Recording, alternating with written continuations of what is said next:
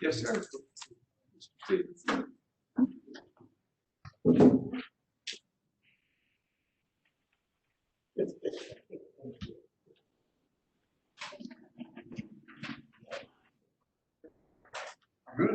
Yes.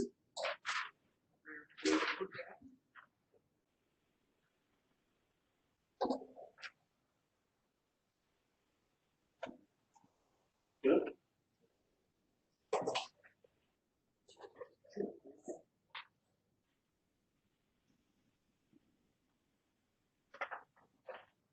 Thank you.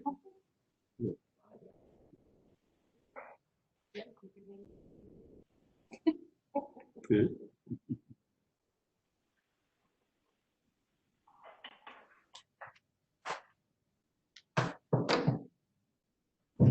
The string is not facing the council.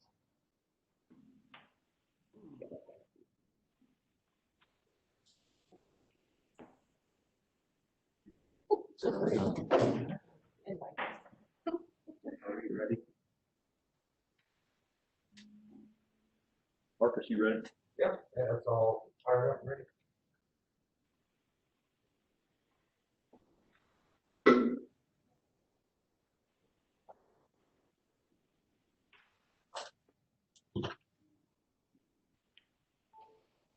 Or I put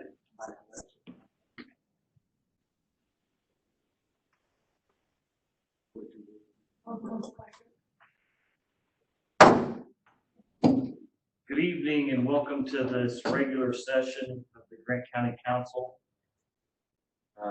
Tonight we'll have the prayer led by Brittany Flowers of the Marion Peace Collaborative, and the Pledge of Allegiance will be led by Mike Scott. You would stand. And Brittany, go ahead and come up here.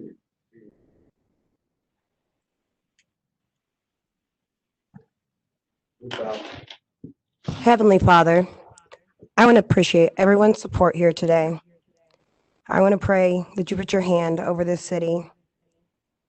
Please put an attitude of love, warmth, and community in every citizen's heart. We are at a crossroads right now in America, and it is up to every single one of us to make a change for the better. So, Lord, please put that attitude of peace, conviction, kindness, and love in our heart. Protect every single person who has to make very difficult decisions every day about this community. And please continue to keep us all safe. In Jesus' name I pray, amen. Flag, United States of America, to the republic for which it stands, one nation, under God, indivisible, with liberty and justice for all. Thank you. Thank you, Brittany. Thank you.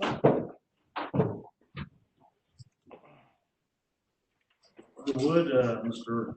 Auditor, the roll call, please. Okay, Mr. Scott. Here. Mr. Connor. Here. Mr. Rohrbach. Here. Mr. Hicks. Here. Mr. Perez. Here. Mr. Lemming. Here. And Mr. Middlesworth. Here. Everyone's present. All present and accounted for. Those that are tuning in via the electronics, if you're if you don't have anything to say, if you could go ahead and mute your mic, that way we can limit the background noise. That'd be appreciated. In front of you, gentlemen, you should have the regular session of the May 20th minutes.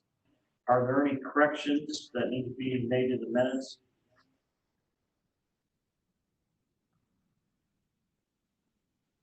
Mr. President, move to approve the minutes as prepared.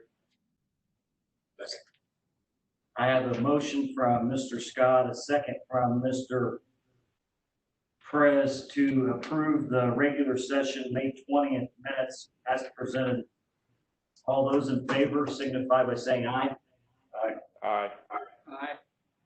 Aye. All those opposed, same sign. Minutes are approved.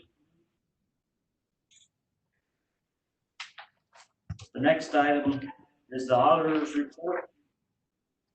Yes, I'll keep it kind of brief this evening. Won't go over any details really unless you guys have questions. Basically, our financial report, we're in good shape comparatively. Like I have expected us to be at this point. We're following what we've been doing throughout the year. Health insurance fund is in good shape as well. Balance is good. Nothing to raise a concern at this point that I can see. In our treasurer's reconcilement, we have the end of April, end of May reconcilments, her balances to the auditor's balances. They do agree. That's a good thing. I do want to note, I guess, the spring settlement. As you recall, we're really kind of concerned about what kind of collection we would receive this spring in light of the fact that the due date was kept the same, but you could pay it until July 10th without penalties. We kind of wondered about how that might be. And really the numbers that we've seen have exceeded what I expected. And my notes to you, I show that we actually distributed to the county funds a little over 50% of our expected approved levy. And that compares to what last spring was 53%. So it's in the ballpark, not bad. A lot better than I thought it might be. And thanks to the treasurer's office and of course, Angie in my office, appreciate all the work they've done. They got the settlement finished and got it out. Money was sent out to all the units in the county on Wednesday, June the 10th. So we're in good shape that way. And I'm sure that the other units in the county, including the schools, were glad to get what they did get. It was a higher amount than they expected. So I'm pleased the taxpayers did a great job of paying their bills, even though it was kind of extended. They paid their bills pretty much on time. Not everybody, obviously, but a lot of people did. So that's great. Appreciate that. And I really don't have anything else unless you have some questions that you'd like to ask. Are there any questions regarding the auditor's report?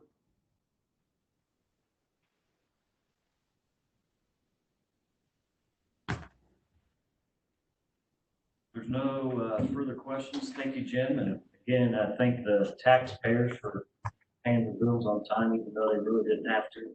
So that's great.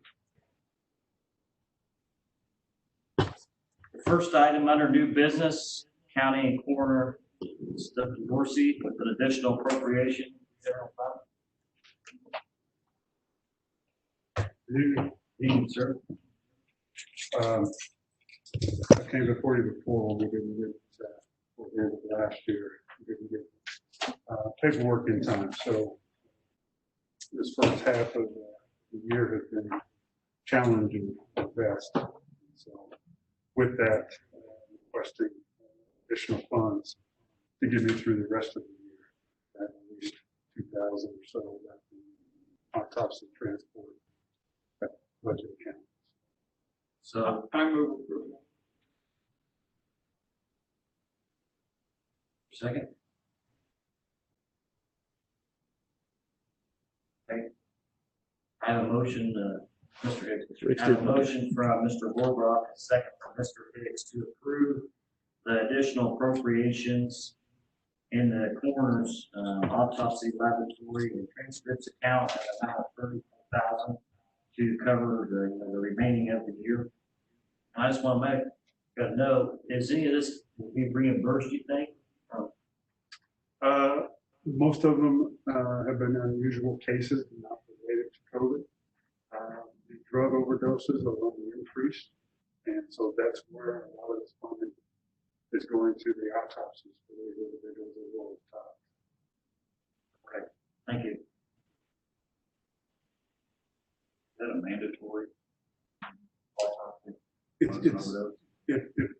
I get to a scene and there's a syringe or, if you will, present or drug present by the body, I will typically just do a toxicology to confirm what I'm seeing.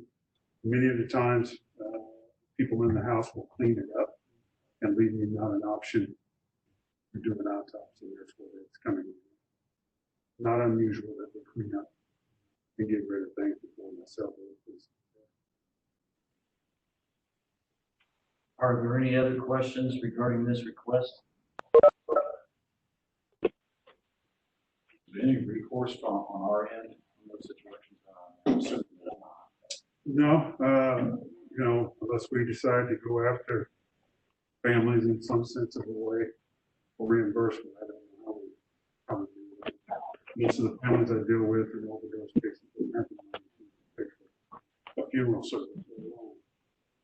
If our recourse is that. Fortunately, they do the drugs. Okay. Is there anything, should I pick up anything else on that? Just the, okay.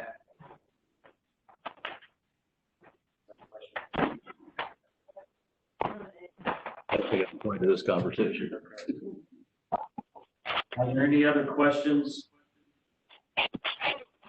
Public input? Roll call, please. Okay, Mr. Scott. Aye. Mr. Connor. Aye. Mr. Rohrbach. Aye. Mr. Hicks. Mr. Perez. Aye. Mr. Lemming. Yes. And Mr. Middlesworth. Yes. Okay, all ayes. Motion carries. Thank Thank you, you sir. once again. Thank you. I'll go ahead and note, under new business, I did add an item F, the approval of a CF1. And then on the county health department, there's another bullet point that I added, the United Way COVID-19 grant.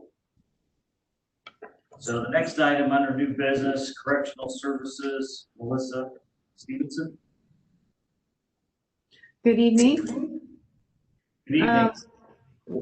You should have received a packet of information for the pretrial grant award. And this is for an existing grant.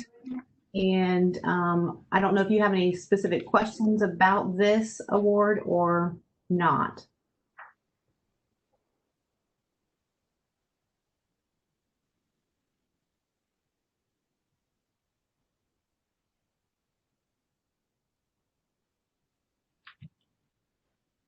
This is for starting July 1st through June 30th, correct? Correct, yes. And this is something that we've been doing and we're going to just continue on doing. Correct, yes, yeah. It's an existing grant and it's an advanced grant. So the county receives the funding up front and there's no match required.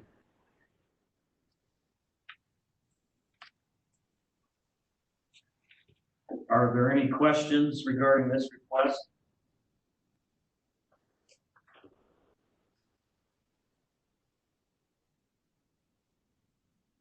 It's kind of nice to get one up front where you have the money on hand and we're having to get it spent and then get reimbursed. So it's a good thing. It's unusual today. Mhm.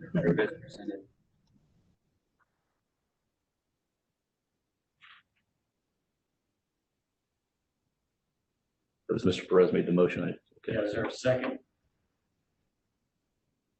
Second. I heard, is that Mr. Lemming? Yes. Frank did first? Okay. I'm not sure. Okay. So we have Frank with a second. I have a motion from Mr. Pratt, a second from Mr. Hicks to approve in the Grant County Community Corrections Services pretrial grant that runs from July 1st to June 30th as presented in this packet. Are there any other questions regarding this request? Public input?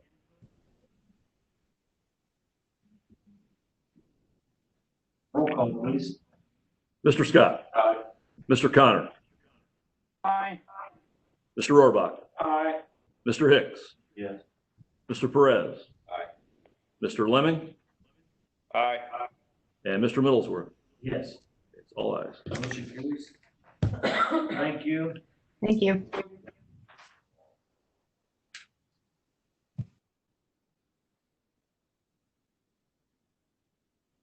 The next item under new business, County Health Department, Dr. Moore. The COVID testing site security. And then Preparedness Grant. And then United Way COVID-19 grant. Thank you.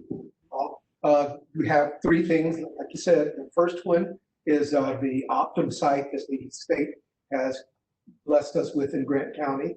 The YMCA donated space to us, but they needed to have traffic directed and have the people getting COVID not come into the YMCA, especially once they opened up. And so for a short period of time, we hired people, primarily students, to help direct traffic from that. And that came to a request that we had submitted to you that we anticipate will get reimbursed for that. And so while it is noted on your minutes, we're going to, the auditor has suggested that we run in a deficit on our books because we anticipate we'll get this back. So this $5,100 is just information this evening. Correct. And at a later date, we'll take care of the additional appropriation, which may be reimbursed. Correct. From COVID. Yeah, just as a clarification, everybody, right now it's out of the general fund, but we hope to get reimbursed. So we'll remove the expense from the general fund and put it into the grant fund. So there's no need for additional appropriation unless we know for sure we aren't going to get reimbursed. So that's why we'll hold off till later. Thank you. The next item is our preparedness grant. Last year, the state provided us $25,000 that we spread out among the entire staff and helped the staff to get brought.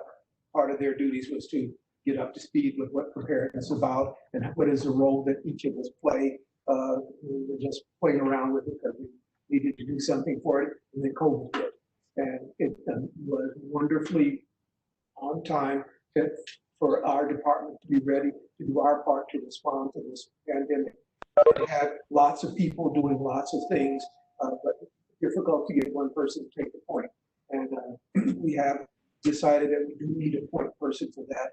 And Bruce Bender, we put a booby trap outside of his home, said that we will not take that away unless you agree. So he agreed to be our point person, but we still need people within the department taking a role with that. And so this is a distribution of the funds of a grant that comes from the state to the county health department. They selected the amount of money. We selected how it will be done, but we're informing you that there will be monies running through. What you see in terms of the monies that people are getting, all of the benefit packages will be taken out before they get that money. But this is how it will run. So this is to let you be aware of that we do have a preparedness money from the state. And this is how we're going to be distributing this year. Is this additional money these people will be paid, or will this go against their This is salary? additional money to come. Because Goodness, what we have done since the first of this year. It's a lot of work that goes into doing it. so And this it's a is whole for lot of the work. extra time. This is the. They're extra not work. being paid overtime plus this. No. Gotcha. Thank you. So just I didn't know. I didn't know. Okay. We're not in the payroll department. Okay, I appreciate that. That's why we have to. That was a bit of an overreaction. I'll just go ahead and clarify, I guess. This is the preparedness grant. And in years past, I think it had been broke up differently amongst Yes. your employees. And now you're asking to break it up differently to 1, 2, 3, 4 people and some supplies and expenses. Yes. And then these amounts that we're seeing here include PERF and FICA or? Yes. That perfect that comes out of this money before it ends up in there. Okay. Just like we did the bioterrorism last year, we'll make sure that the accounts that we post in the fund will be broken down to salary and benefits separately. So they have to. And any that we don't use goes back to the state. Want to go ahead and do the next item? You want to actually Any take action to questions? approve that one? You want to approve that? I think they ought to take action to approve it. They really should. You should approve in that grant, I think. Okay, is there a motion to approve this grant request? So moved. Second. I have a motion from Mr. Scott, a second from Mr. Perez to approve under the Grant County Health Department, the preparedness grant as presented. You want me to read the breakdowns or? Yeah, you're okay. Yeah, just as long as they approve the grant. Are there any other questions regarding this request? public input?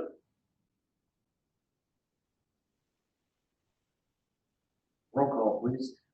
Okay, Mr. Scott, Aye. Mr. Conner, Yes. Mr. Rohrbach, No. Mr. Hicks, Yes. Mr. Perez, Mr. Lemming, Aye. Mr. Middlesworth. Yes. Okay, 6-1. Motion carries. Thank you. Go ahead. Thank you. The last one is 1.5 request that we have. This, with the COVID developing, part of the process that the president has recommended in reopening the country is that each of the entities is able to, if there is a surge in COVID, to be able to quickly mount a large testing program that we have. All of the people in the health department are employed doing things in the health department, and we push to overload. There were also some people some students in the community who were sent back home from their schools over the summer, and they asked, was there something that could be done in the health department? And so we looked to create an internship program with that. I asked Annie Vermillion, with their hospital administration, to experience some ideas, and asked along the way if she would be willing to, instead of going out of town to do a consultant work, to do it locally here and oversee students. If we can find money and resources to do that. We applied to the United Way and got a grant to cover the summer from May through the end of August. And we're applying for another grant that will come back to you later. We got a grant from United Way that is covering the expenses. The student will have their, we have a group of 4 highly motivated students. They will have their first testing, a trial run at Atlas Foundry tomorrow. Then we'll do testing sites in 4 areas in Grant County over the course of the summer. They will have the experience and internal knowledge of the health department of how to be able to ramp up if we need to. They will also do research and looking at what's happening and where in Grant County and try to understand why it's happening. And something of particular interest to me, that there's a disparity in nationwide and statewide in certain demographics, to try to understand what that pattern is in Grant County, and to collect that data to see if we can understand why it is and what we can do to begin to remedy that. They will also then interview people who've been affected by COVID, say symptomatic, moderately symptomatic, respirators, and families who've lost members, and then present a subjective. And they will present that to our health board and to the commissioners, and if those interviews want to be there, about their experience with COVID. That will be our pilot over the summer. We've also been that other half, and this is the money that we already have that we're talking about distribution. And then we're going to look to see, can we carry that out to the with looking at and understanding and finding solutions to problems that we have to general health. COVID is shot the spotlight on general health in our community. So what's in front of you now is an $8,000 grant that we got from United Way that we're presenting for point of information, that this is an unpaid internship. The students have volunteered their time, but I think that my experience with it is that they were mutually appreciative. These are highly motivated medical students, the hospital administration, healthcare law, that are working and doing from the ground up researching, and they have help from the health department. But these students have to see how do we do this, how do we do this in the county. I think the community has been very receptive of it. I've been very receptive of the experience. But for that, there was $8,000 that we got from the United Way to go from May to the end of this. And we're doing that for your information for how this money has been distributed, and so you be aware of that. To be aware that if we do get another arm of the grant to go from September through December, we'll be looking at much more. We'll be looking at universities in the area and getting the health department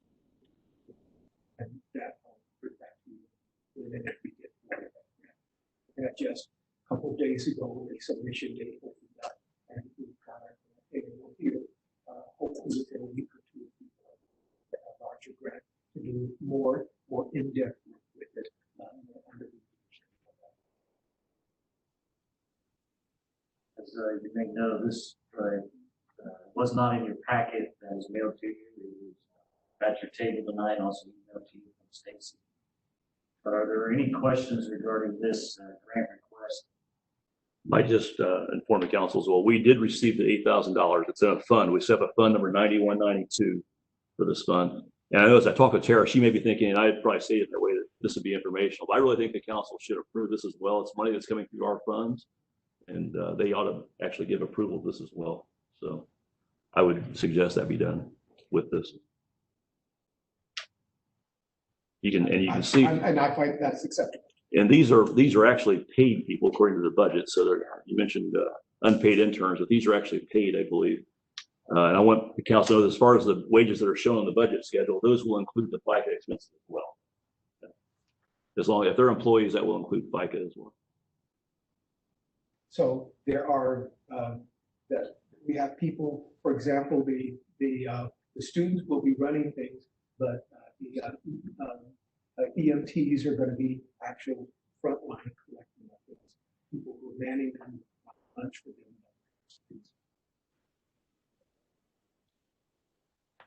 And it's acceptable to me. Are there any other questions regarding this request? I'd entertain a motion.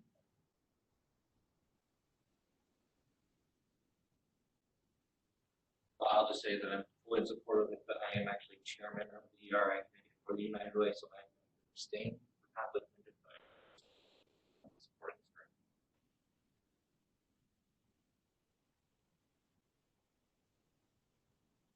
Was Pam Vermillion per enrollment at the hospital or She's no longer employed at the hospital. Her primary job is as a representative, and she does consulting work when she's not there. And so it's a consulting group. This is her first year being a state representative. So what she does with her time is, and she has some potential, she had some contract that she was doing. And I asked her if she would be United Way, find some money, and United Way we have a building grant coming through, a little larger grant coming through. If we could present COVID and a way for us to learn and COVID here to help to get the health department involved in more than just city law and signing certificates in healthcare prevention. She took on the challenge.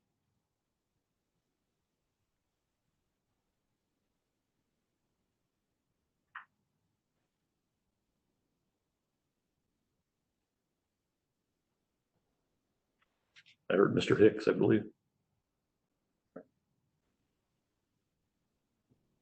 Second.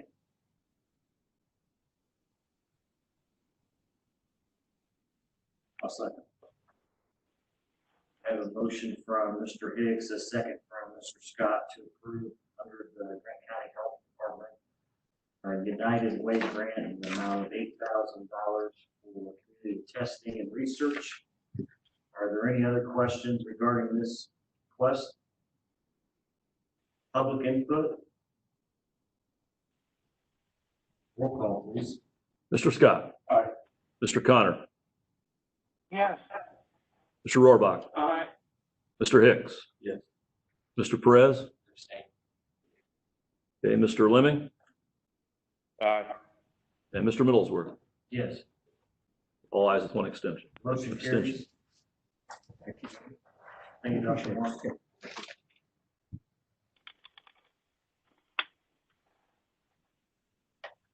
The next item under new business, County Commissioners Mark Bardsley with emergency payroll proposal, coronavirus relief fund distributions, and whatever else he comes up with.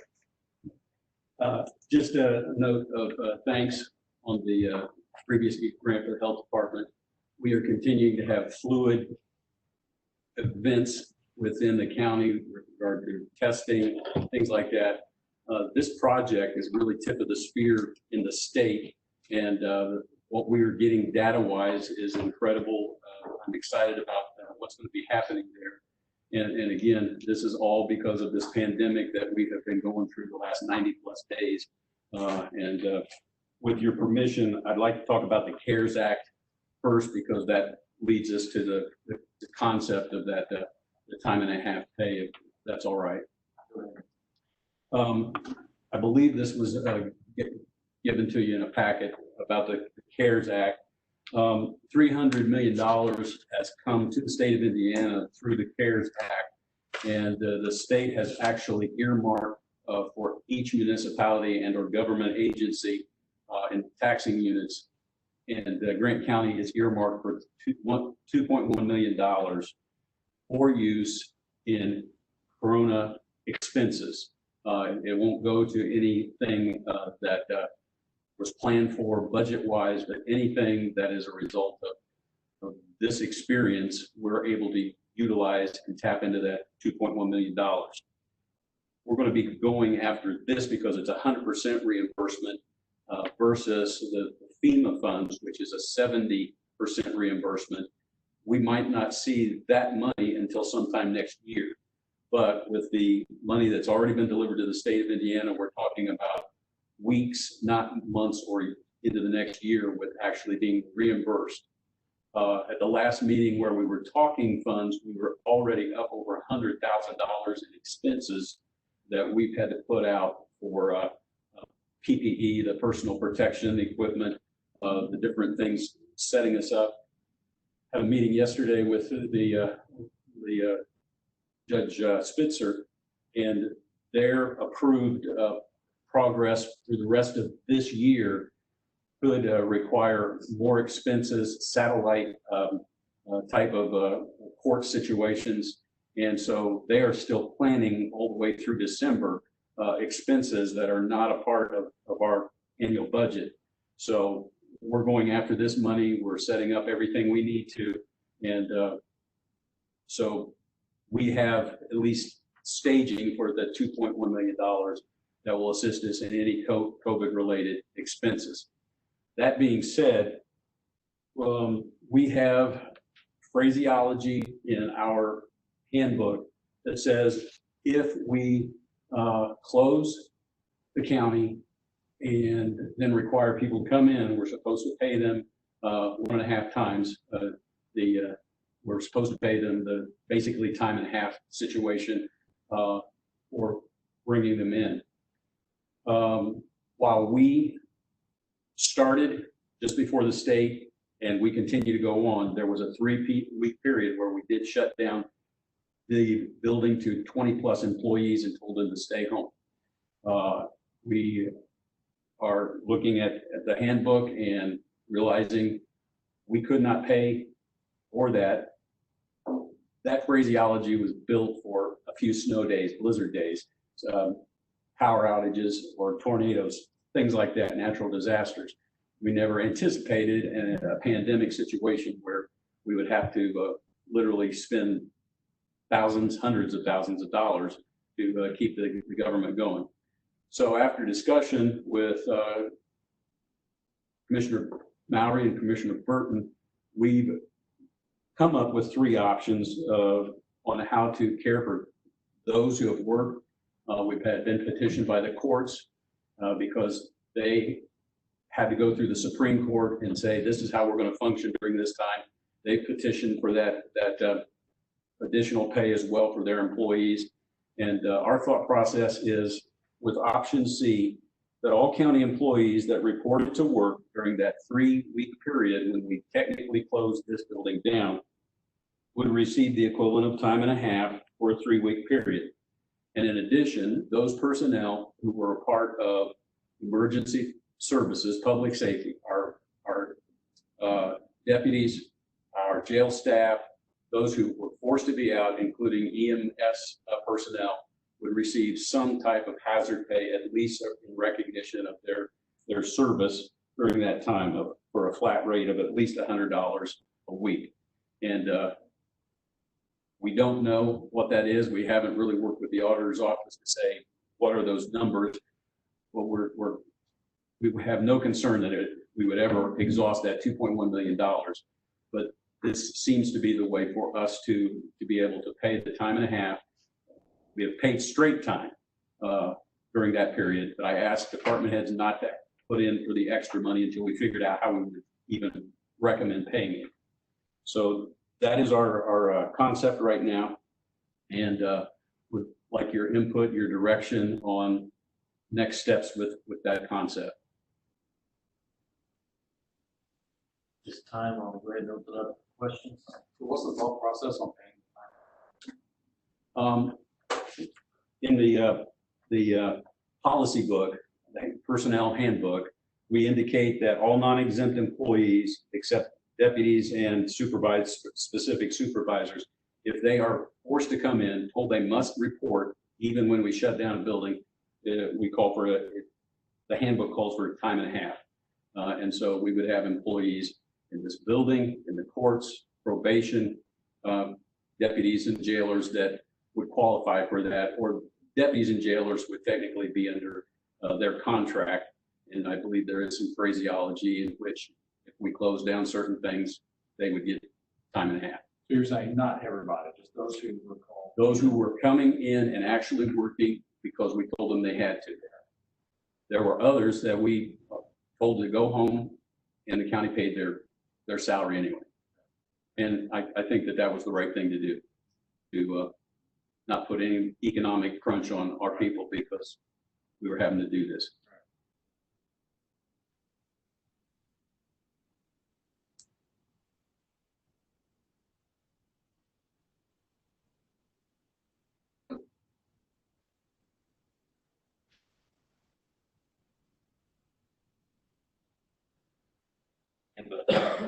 It's in the, it's 3.16 call out time is what it's under. I know we talked earlier about the buildings, which building was shut down. Are you saying, say, the annex was shut down, those people that are required to come in during that COVID 3 weeks, they're going to get time and a half?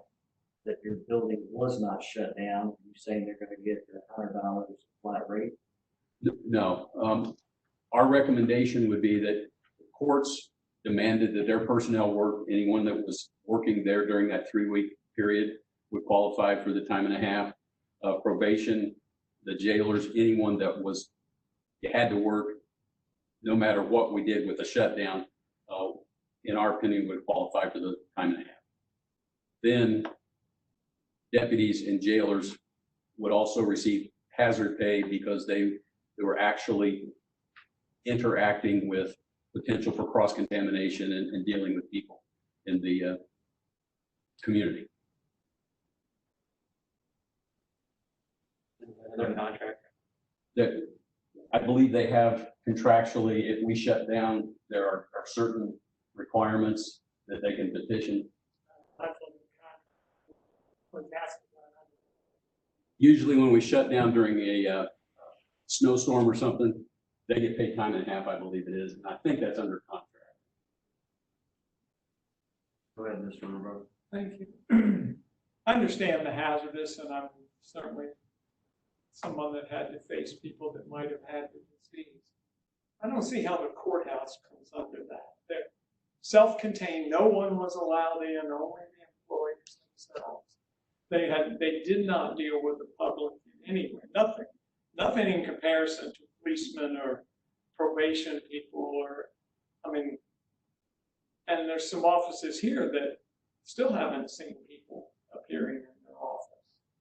And so I don't think it's apples and apples the way I see it. I don't know, have the commissioners given any thought to that?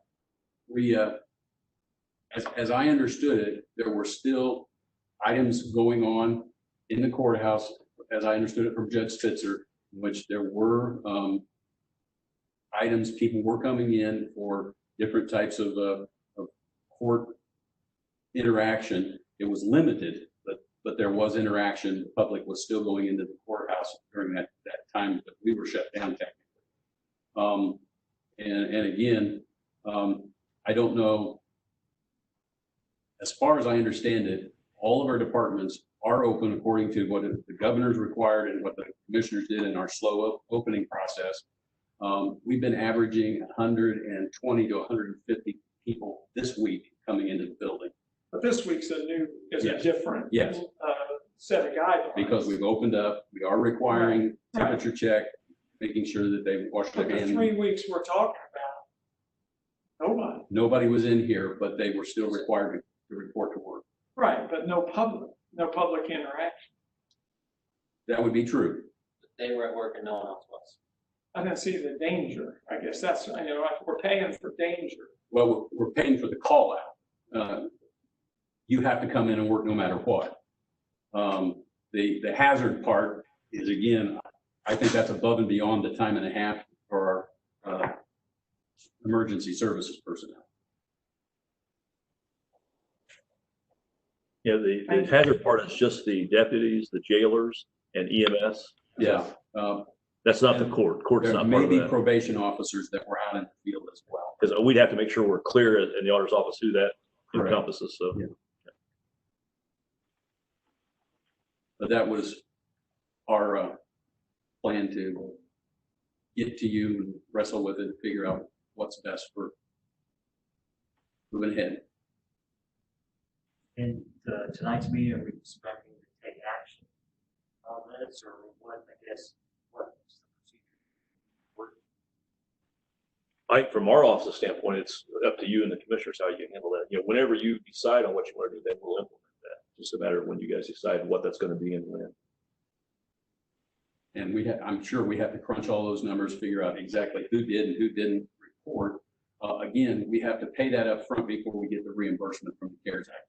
Yeah, and I think probably, like you mentioned, the dollar figure you're talking about is probably not the key part here, because we're going to be below the threshold, so to speak. Right. The key is, what do you feel like is equitable? What do you feel is reasonable? What should be done?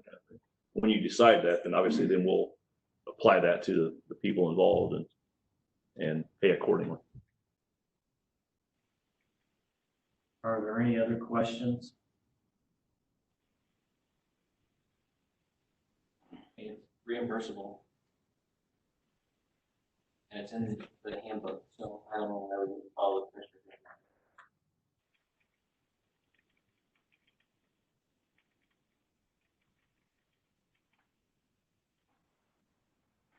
Sounds to me like the policy manual may be binding, wouldn't it? Probably, we're going to look at that again. Yes, Mr. Connor. Because we don't know we'll ever have to face another pandemic, but if that's a potential reality, then we have to, I think we need to adjust the policy to make that a consideration in the future. So that we wouldn't be necessarily bound to pay time and a half, you mean, in the future? I think it's probable that we will see time and a half days with ice events, winter events, tornadoes or power outages. I think that we need to rewrite or add in wording for anything that would measure up to a pandemic again, because we still could face some days, if we have a resurgence, that we may be shut down again. We just don't know. So you're saying we might have to adjust the policy manual to make it even more clear the time and a half would pay, not Yes. that we would changing it so that we would not have such liability. I think you're right. We changed wording not only to protect and care for our employees, but in the event we see something of this magnitude again, that we're prepared for whatever that possibility is, even understanding that there may be some financial extra obligation that we have to be prepared for. Do we have an opinion of council that we are currently bound by the policy manual to pay time and a half in this situation? I yield to Mr. Stephenson on that. Are you asking, you hear me, Mr. Connor? Yes, thanks, Bill. Are you asking whether or not we're required to pay this? Yeah, do you have an opinion on that? I don't know. I'd look at the handbook again to know, but I don't think it's required that. I think Sorry? that's a decision by the county whether or not they want. I didn't hear that last one. I just said, Mike, that I said, I don't think they're required to do it. I think it's a question about whether the county wants to do it for the employee. Okay. Okay. Thank you.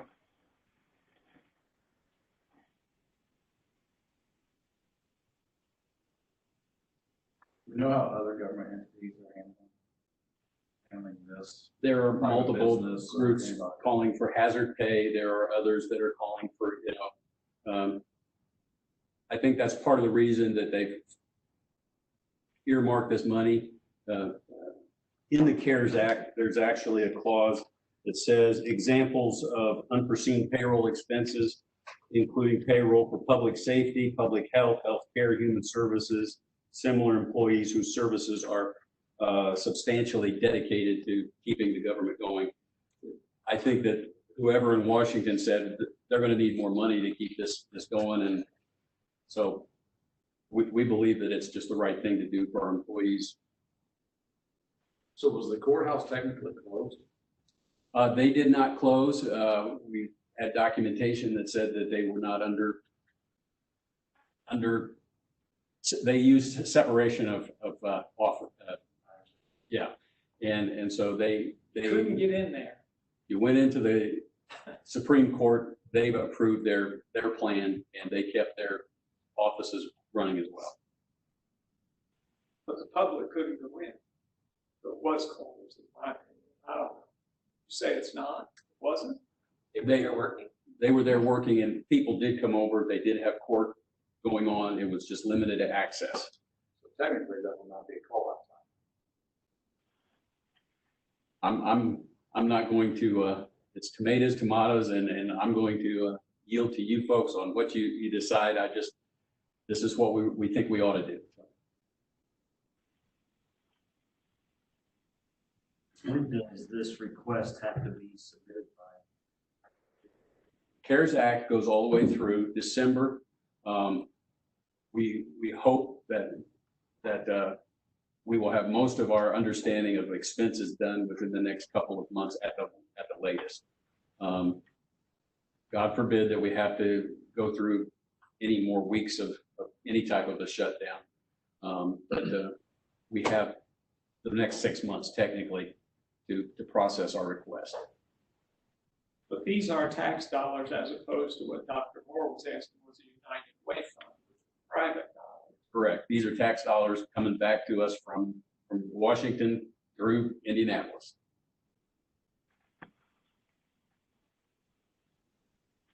So would it make sense for you to come up with a dollar amount for your tax? Be happy to work with the auditor's office and try and designate all of our employees that would qualify and bring that number back to you. I'm speaking for Jim right now, but I'll speak for Angie and Stacy. I'm sure they will. No, we will work on that for sure. yeah. Be happy to. Thank you. I'm sure that this body would want clearly who's getting the payout, who's getting the time and a half, and per the policy, the dollar amount. We would review with your attorney as well as our attorney on what is required of the public health or public safety officers and what their contract says versus what we do in our handbook. So we would be happy to bring that back next month. Are there any other questions? Yeah, just to make sure I'm clear, the recommendation is option C, you said, C, yes. and that would be, the proposal is that if it's paid out of these coronavirus relief funds. Correct. Hypothetically, I mean, if you get denied, say we're gonna have to pay the money out, denied the general fund dollars, we actually denied the CARES Act money. Yes, and I think that when we get to that point, we have to put the caveat in that if we are denied, that the action is void, simply because we intend to have a full green light before we process the financial request. So we would do that with counsel from the department that's oversight of this money. But as long as it's documented, it's in our minutes, according to what I've read thus far, it will be approved. Some of the city government or state government is following the same guideline or same path, correct?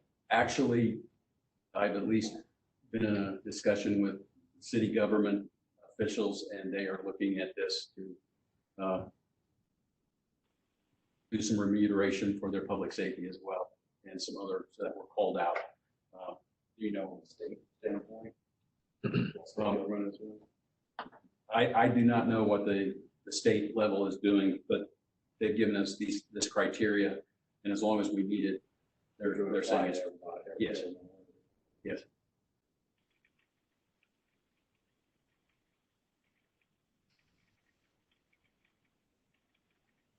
We're looking at it too. It's just nobody had global pandemic in their handbook, so. And if you want to have a joint session, I would try and update you when we do have that joint session on this particular progress as well. We haven't finalized the date yet. The No, sir. plan is to have a joint session next few weeks to discuss the building, say renovations, but building maintenance and repairs.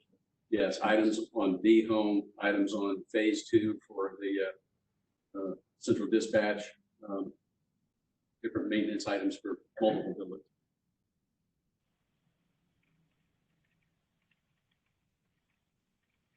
Are there any other questions? Do you have anything else? No, sir. I'm just waiting to be dismissed.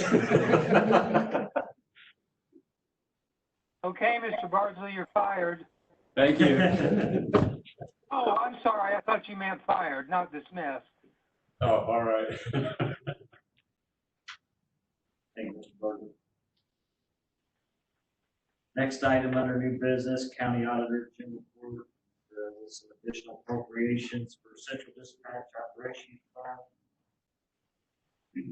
Yes, hopefully you had in your packet the request we have before you for your appropriation, additional appropriation for the Central Dispatch Fund. Total amount $652,700, and the detail you should have on the schedule I presented to you shows the salaries and the various benefits that make up that total. Obviously, we did start operations June 8th, so costs are being incurred as we speak. So we need to have the appropriations to pay those. Yes, City and Marion pay us back for something. We the contracts call for them to pay every June, by June 30, and by December 31st. So it's after they get their tax money, so to speak. So I've billed the 3 cities involved for their share. That's due June 30. I've received 2 of the 3 at this point. And the county is just done our transaction to pay from our general fund to that fund as well. So It's supposed to be a net, no loss to us, right? Well, What it was before. from what we've been told by consultants, we probably should bring in a little extra to have a balance at some point on hand is the idea. The point you have to keep in mind is we're paying the bills up front, getting reimbursed at the end. So all throughout the year, we're going to be carrying negative balances. And at the end of the year, end of each 6 months, hopefully catch up. When this was proposed, though, what we saved was supposed to be covered by what they were paying, or what the extra, excuse me, that we incurred. Well, the key is each governmental entity involved has been shown to have savings, at least on paper. It should hopefully become reality. So our general fund budget was X dollars. Hopefully the costs we're going to be incurring toward the total will be less than what our general fund's been paying in the past by a chunk of money. That's what we're hoping to see, yes. You still look that way? Well, on paper, yes. I'm one of those guys. I want to wait and see what happens when it's all said and done, but it should. Okay, it should. We'll see. You never know, some things happen you don't expect. And so, well, even beyond that, but so hopefully that's the case, but it is important for us to realize that that fund will have a negative balance throughout the year, at least till June 30, probably until at least December 31st. So And then, for next year, we'll have this. you will receive a budget through that entity's body, through the commissioners to you for approval for that fund, the Central Dispatch Operations Fund. And part of the general fund budget will show a line item in the budget for the county's transfer to this fund in June and in December.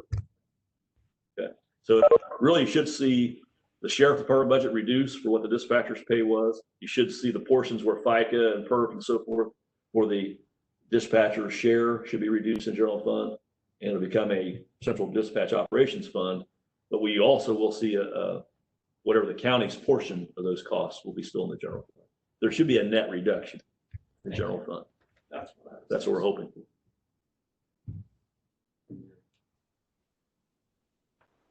Show me the money. Are there any other questions regarding this request? If not, I entertain a motion. President, I move to approve the additional appropriations.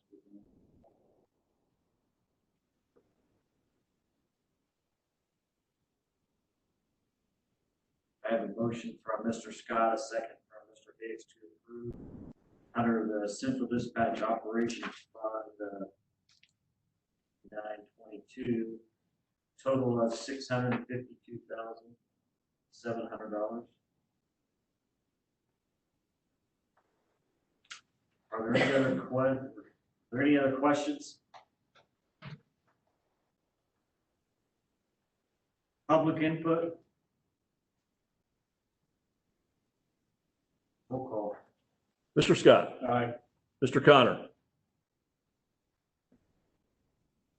Mr. Connor? Sorry, I'm muted, yes. You're not eating popcorn, are you? Okay, Mr. Connor. Okay. Mr. Rohrbach. Aye. Mr. Hicks. Yes. Mr. Perez. Mr. Lemming. Yes. And Mr. Middlesworth. Yes. All ayes. Motion carries. Go ahead. Okay, the second item that I had for you is really this is informational at this point. Part of this CARES Act money, the EMS department, Mr. Ashcraft actually received some money back, I want to say sometime in April. Didn't know what it was. They got it and it shows up in their bank account. Here it is. So they had to do some research to find out what it is, but it is direct federal dollars they received for purposes for the EMS department. So I'm letting you know we've received the money. It's in a separate fund, fund number 8901, as State Board of Accounts has indicated we should do.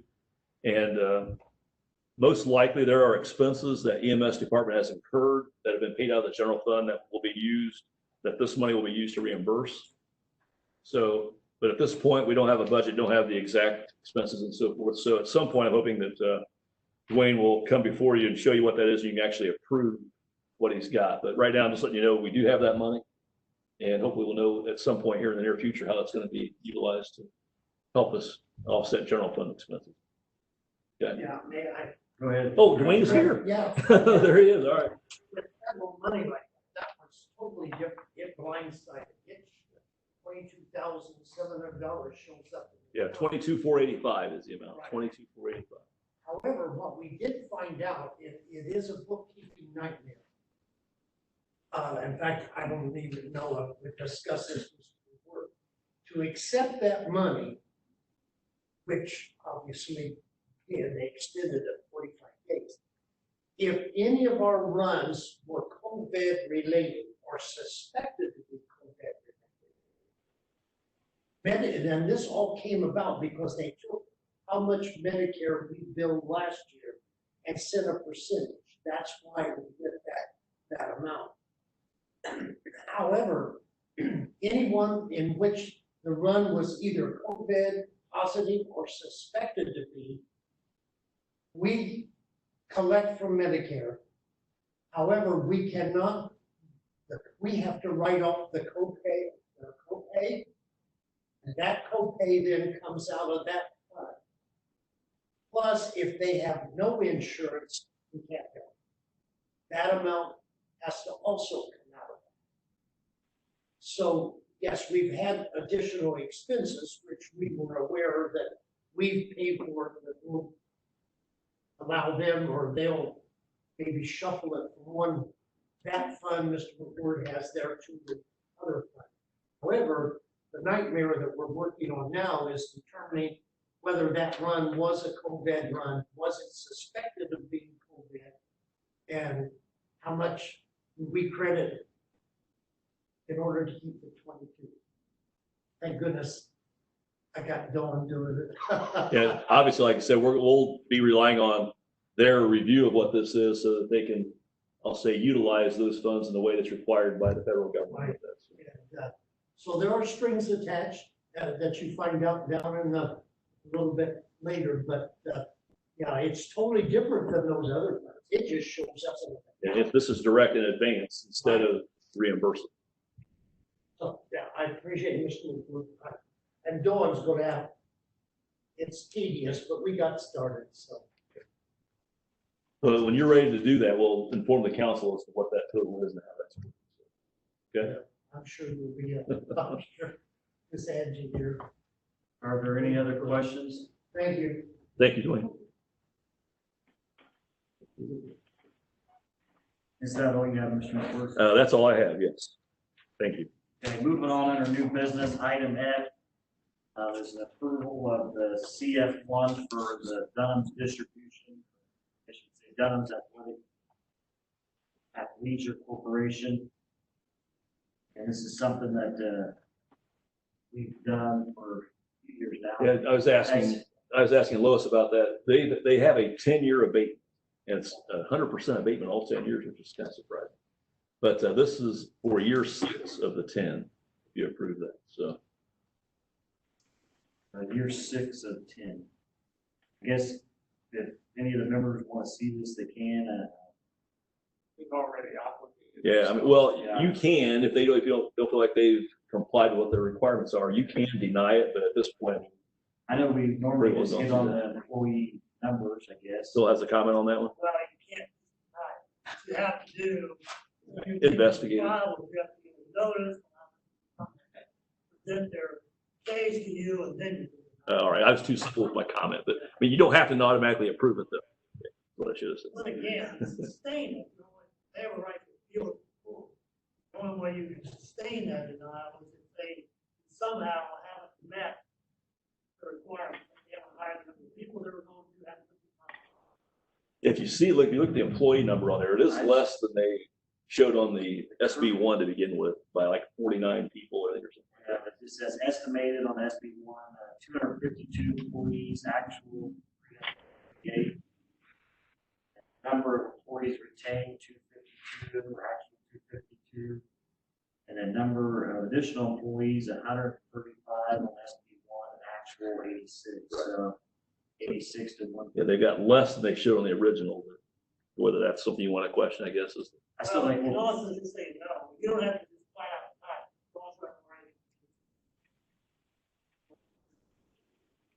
I think that it was approved. We always have in the past, I think. Is there a motion? Approve? Yes, please. A second.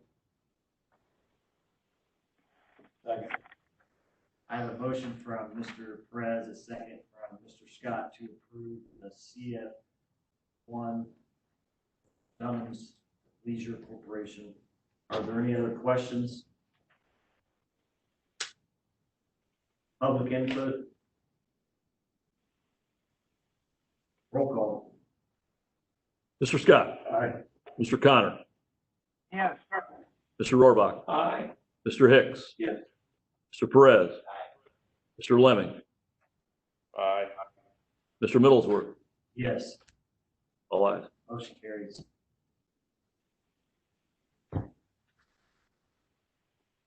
I think that's all the new business I have, so move on to old business. As you may recall, in the last meeting,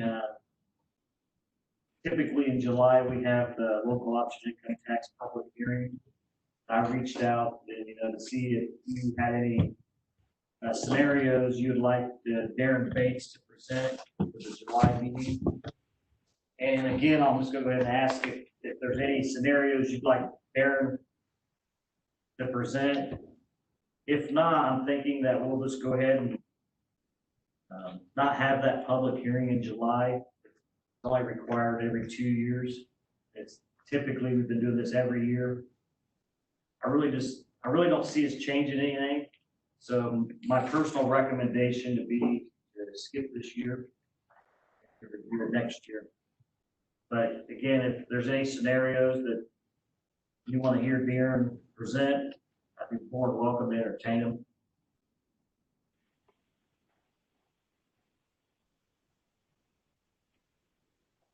In particular, but I guess just to make sure that we are maximum effectiveness.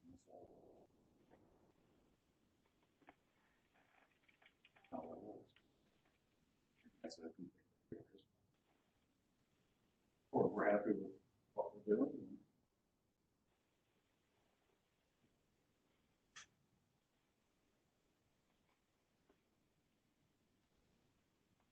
I could get rid of it. I guess I would make a comment if you don't mind. I mean, probably from Darren Bates' perspective, he would say that there's probably no scenario he would be able to give you that would make you any better off than you are at this point, how the tax is performing. Obviously, if you reduce it, that changes things and all. But as far as the split between the different types of parcels we have, I'd say probably there's nothing to do there unless you would shift more burden to non-city people to benefit the city people, like we've talked about in the past. When I say people, I mean the units of government.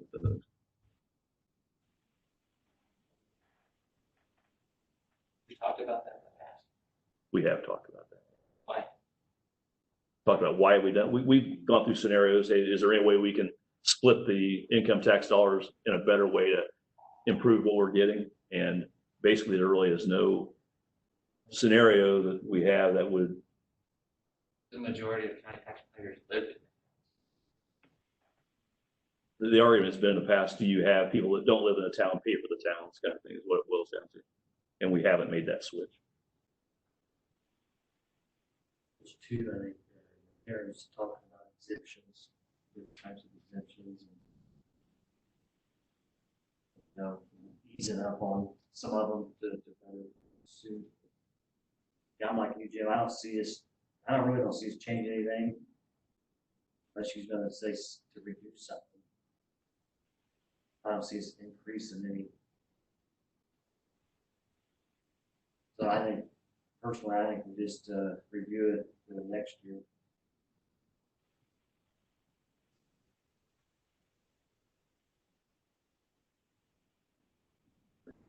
I don't think so. But at this point, what we've said when we talked about the dates, we inform people there would be a public hearing for lit review, but we would just say at this point there's not. We just won't have it. We won't publish for a public hearing on that. And you just won't have it on the agenda.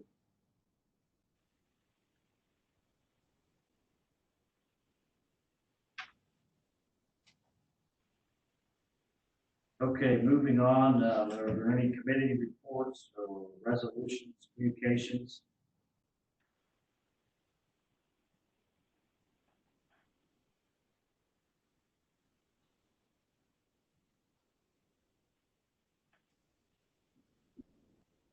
Our next meeting is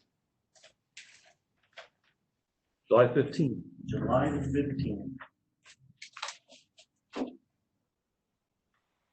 You have something, Mr. Bardsley? Just a point of information, the governor's most recent executive order sunsets on July 4th. That was the executive order that allowed us to extend the WebEx meetings for public gatherings. Commissioners are intending on going ahead and having the WebEx available for the public that still would like to watch what's going on. And we'll consider that to the council as well. But, as of next month, we'll have to go back to regular in-house. Which means if you want to be a voting participant, you got to be in person. You can't be on the WebEx. Okay, thank you. Meeting adjourned.